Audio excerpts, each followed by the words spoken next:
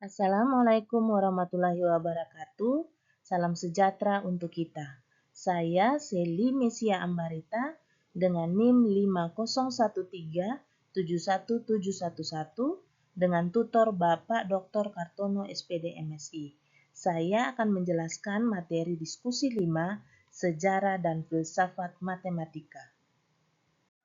Pada diskusi kelima ini saya mendapatkan topik yang keempat, yaitu siapa saja tokoh yang mencoba menyelesaikan permasalahan konstruksi dari zaman kuno. Jelaskan pula kontribusi dari masing-masing tokoh tersebut. Tokoh-tokoh yang mencoba menyelesaikan permasalahan konstruksi dari zaman kuno, yang pertama ada Imhotep, yang kedua Hippodamus dari Miletus, yang ketiga ada Ctesibios, yang keempat Heron dari Alexandria, dan yang kelima ada Vitruvius. Tokoh yang pertama adalah Imhotep. Imhotep adalah arsitek dan insinyur pertama yang tercatat dalam sejarah. Ia terkenal sebagai perancang piramida bertingkat Djoser di Saqqara, Mesir, yang merupakan salah satu bangunan batu terbesar dan tertua di dunia. Imhotep adalah pelopor dalam penggunaan batu sebagai bahan bangunan dan memajukan teknik konstruksi masa itu dengan merancang struktur piramida bertingkat sebagai makam raja. Imhotep juga disebut sebagai dewa pengobatan dan penyembuhan. Kontribusi Imhotep dalam menyelesaikan masalah konstruksi dari zaman kuno. Yang pertama, arsitek dan insinyur. Para ahli Mesir kuno mengakui Imhotep sebagai perancang dan pembangun piramida Djoser, piramida bertingkat pertama di Saqqara. Dia mungkin juga bertanggung jawab atas penggunaan pertama kolom batu dalam bangunan. Yang kedua adalah inovasi dalam desain. Imhotep membuat perubahan revolusioner dengan mengubah mastaba raja dari dasar persegi panjang menjadi persegi. Piramida bertingkat dibangun dalam 2 tahap, menggabungkan metode efektif di mana pasangan bata dimiringkan ke arah tengah untuk meningkatkan dukungan struktural. Yang berikut adalah penggunaan batu. Imhotep memperkenalkan teknik pembangunan bangunan dengan menggunakan batu bata. Piramida Djoser sebagian besar dibangun dari blok batu kapur yang menyerupai batu bata tanah liat besar. Yang berikut adalah tinggi struktur. Setelah selesai, piramida bertingkat mencapai ketinggian 204 kaki, mewakili struktur buatan manusia tertinggi di masanya. Yang berikut adalah tata letak kompleks. Seluruh kompleks di sekitarnya membentang seluas 40 hektar dan menampilkan kuil, halaman, dan area tempat tinggal yang dirancang dengan kaya untuk para imam, semua dilindungi oleh tembok yang menjulang tinggi. Untuk kontribusi Imhotep tidak hanya mengubah masyarakat Mesir, tetapi juga meninggalkan jejak yang tak terhapuskan dalam sejarah dunia. Karyanya yang visioner meletakkan dasar bagi konstruksi batu monumental berikutnya, memungkinkan pengembangan piramida sejati di Giza. Tokoh yang kedua adalah Hippodamus dari Miletus. Hippodamus adalah seorang arsitek Yunani abad ke-5 sebelum Masehi.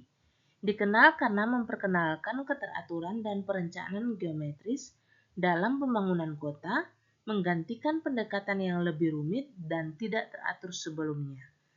Kontribusi utama Hippodamus dalam menyelesaikan masalah konstruksi di zaman kuno yaitu yang pertama, perencanaan kota geometris. Hippodamus adalah orang pertama yang merencanakan kota berdasarkan tata letak geometris.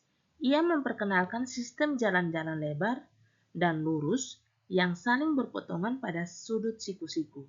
Yang kedua adalah tata letak teratur. Ia membawa keteraturan dalam perencanaan kota yang sebelumnya cenderung rumit dan membingungkan. Yang ketiga adalah perencanaan Piraeus. Hippodamus merencanakan tata letak kota pelabuhan Piraeus di Athena atas permintaan Perikles. Yang keempat adalah perencanaan Turi dan Rhodes. Ia menemani koloni Athena sebagai arsitek untuk merencanakan kota baru Turi di Italia sekitar tahun 440 sebelum Masehi. Pada tahun 408 sebelum Masehi, Ia mengawasi pembangunan kota baru Rhodes. Metode perencanaan kota Hippodamus diikuti oleh banyak kota lain di dunia kuno. Tokoh yang ketiga adalah Ctesibios. Ctesibios dari Alexandria adalah seorang insinyur dan penemu yang berkontribusi pada mekanika dan hidraulik. Meskipun secara langsung tidak terkait dengan konstruksi bangunan, kontribusinya lebih relevan dalam pengembangan teknologi yang kemudian dapat diterapkan dalam berbagai aspek, termasuk konstruksi. Beberapa kontribusi utama dari Ctesibios adalah yang pertama, pompa air. Ctesibios dikenal karena penemuan pompa air yang merupakan salah satu inovasi penting dalam teknologi hidrolik. Pompa ini memungkinkan pengangkatan air dari sumber yang lebih rendah ke tempat yang lebih tinggi, yang sangat berguna untuk irigasi, penyediaan air bersih, dan pengeringan lahan konstruksi. Yang kedua adalah organ hidraulis. Ctesibios menciptakan organ hidraulis, sebuah alat musik yang menggunakan tekanan air untuk menghasilkan suara. Prinsip kerja organ ini menunjukkan pemahaman mendalam tentang mekanika fluida dan pneumatika yang terdapat diterapkan dalam pengembangan mesin-mesin konstruksi di masa depan. Yang ketiga adalah dasar-dasar pneumatika. Ctesibios dianggap sebagai salah satu bapak pneumatika karena eksperimen dan penemuannya yang melibatkan penggunaan udara bertekanan. Prinsip-prinsip ini kemudian digunakan dalam berbagai aplikasi, termasuk alat-alat konstruksi yang menggunakan tenaga pneumatik. Yang keempat adalah jam air dengan alarm. Ctesibios juga mengembangkan jam air yang lebih akurat dan dilengkapi dengan mekanisme alarm. Inovasi ini penting dalam pengaturan waktu yang sangat relevan dalam manajemen proyek konstruksi. Meskipun Ctesibios tidak secara langsung terlibat dalam konstruksi bangunan, penemuan dan inovasinya memberikan dasar teknologi yang sangat penting bagi perkembangan teknik dan alat-alat yang digunakan dalam konstruksi di zaman kuno dan selanjutnya. Tokoh yang keempat adalah Vitruvius. Vitruvius seorang arsitek dan insinyur Romawi yang hidup pada abad ke-1 sebelum Masehi, memberikan kontribusi besar dalam bidang konstruksi di zaman kuno melalui karyanya yang berjudul De Architectura atau 10 buku tentang arsitektur. Karya ini menjadi panduan penting bagi para arsitek dan insinyur pada masa itu dan memberikan dampak yang signifikan terhadap praktik konstruksi. Kontribusi utama Vitruvius dalam menyelesaikan masalah konstruksi di zaman kuno. Yang pertama adalah teori arsitektur. Vitruvius merumuskan prinsip-prinsip dasar arsitektur yang mencakup 3 elemen penting, yaitu yang pertama kekuatan atau ketahanan, yang kedua adalah kegunaan, dan yang ketiga adalah keindahan. Prinsip-prinsip ini menjadi landasan bagi desain bangunan yang tidak hanya kuat dan fungsional tetapi juga estetis. Yang kedua adalah standarisasi dan proporsi. Vitruvius menekankan pentingnya proporsi dalam desain arsitektur. Ia memberikan proporsi tubuh manusia dan menggunakannya sebagai dasar untuk menemukan dimensi dan hubungan antara elemen bangunan. Yang ketiga adalah pemilihan material. Vitruvius memberikan panduan tentang pemilihan material bangunan yang tepat. Ia menjelaskan karakteristik berbagai jenis material dan bagaimana material tersebut harus digunakan untuk memastikan kekuatan dan daya tahan bangunan.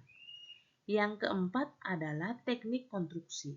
Dalam De Architectura, Vitruvius menjelaskan berbagai teknik konstruksi yang digunakan pada zamannya, termasuk konstruksi fondasi, dinding, atap, dan sistem saluran air.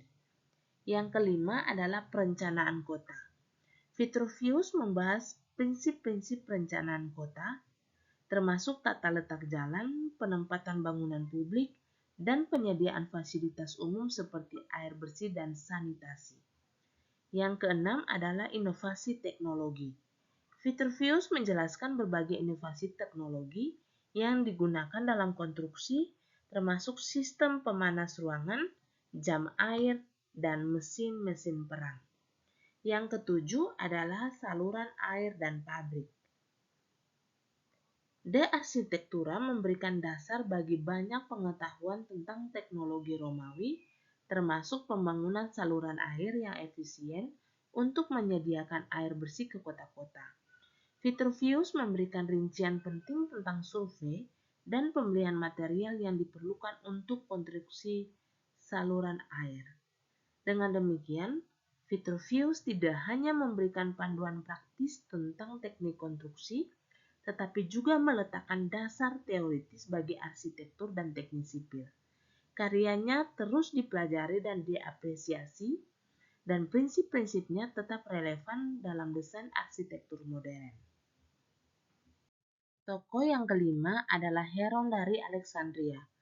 Heron adalah seorang matematikawan dan insinyur yang memberikan kontribusi signifikan dalam bidang matematika terapan dan teknik, yang sangat relevan untuk mengatasi tantangan konstruksi di zaman kuno.